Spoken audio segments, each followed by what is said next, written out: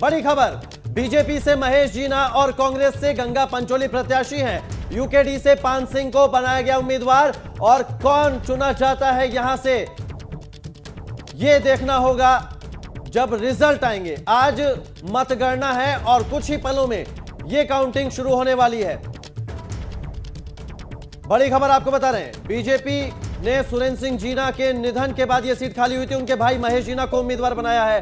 कांग्रेस ने गंगा पंचोली को उम्मीदवार बनाया है और इस काउंटिंग को लेकर जो जानकारी है उसके साथ हमारे संवाददाता रवि कैंतुरा हमारे साथ जुड़ गए हैं। माफ कीजिएगा, कुछ ही देर में वो जुड़ेंगे। रवि कैंतुरा का रुख कर लेते हैं। रवि कैंतुरा से संपर्क हो गया है। रवि, 8 बजे काउंटिंग का वक्त था, सल्ट विधानसभा उपचुनाव के नतीजे आ जाने, क्या काउंटिंग शुरू हो गई है? क्या कोविड-19 प्रोटोकॉल का पालन किया जा रहा है?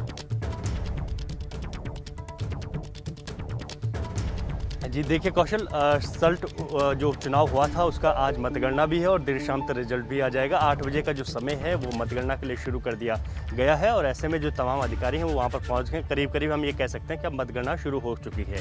ऐसे में क्योंकि इस उपचुनाव पर सभी की नज़रें हैं, करीब करीब 96,000 वोट इस सल्ट विधानसभा की सीट पर हैं, लेकिन इस बार जो वोटिंग हुई है वो काफ़ी कम हुई है।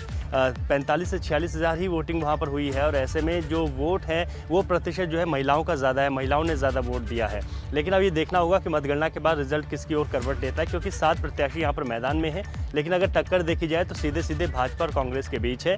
भाजपा से महेश जीना इस वक्त जो है मैदान में है, तो वहीं कांग्रेस से जो पहले भी मैदान में उतरी थी प्रत्याशी गंगा पंचोली मैदान में है। और इसके साथ ही अगर बात करें तो क्षेत्रीय दल से यूकेडी से भी पान सिंह मैदान में है और इसके पूरे अगर प्रत्याशियों की बात की जाए तो 7 प्रत्याशी मैदान में है। तो आज ही मतगणना होनी है और रिजल्ट भी आज ही आ जाएगा, क्योंकि इस उपचुनाव पर खासतौर पर इस वजह से भी नज़र रखी गई है क्योंकि 2022 के जो विधानसभा चुनाव हैं उनसे इसे सीधे तौर पर जोड़कर देखा जा रहा है कि इससे पहले इस वक्त जनता का मूड क्या है, वो भाजपा की तरफ ज़्यादा जाना जाती है या फिर कांग्रेस की तरफ उसका मूड है। लेकिन अगर हम बात करें इस सीट पर तो पिछली बार भी जो बीजेपी की जो जीत हुई थी वो ज़्यादा वोटों से नहीं हुई थी, करीब 3,000 वोटों से बीजेपी के प्रत्याशी यहाँ पर जीते थे। और ऐसे में इस बार फिर से वही कांग्रेस के उम्मीदवार मैदान में है गंगा पंचोली, जिन्होंने पिछली बार 3,000 वोटों से ही 3,000 वोटों से हारी थी। तो ऐसे में जो मुकाबला है वो कड़ी टक्कर का है। दोनों ही प्रत्याशी अपनी जीत का दावा कर रहे हैं, लेकिन अभी मतगणना शुरू हो चुकी है और अब ऐसे में क्या कुछ निकल कर सामने आता है ये देखने वाली बात होगी। लेकिन हाँ,